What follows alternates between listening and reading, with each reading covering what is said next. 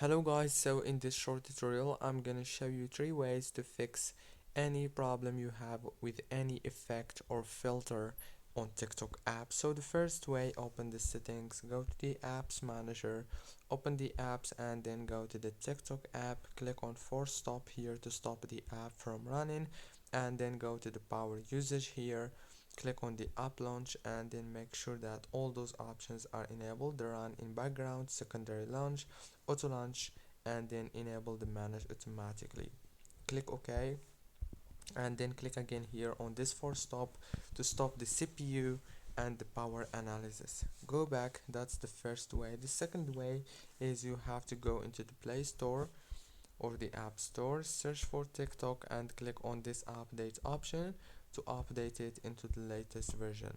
And the latest solution is you have to remove TikTok from your phone and re-download it. Don't forget to like, subscribe.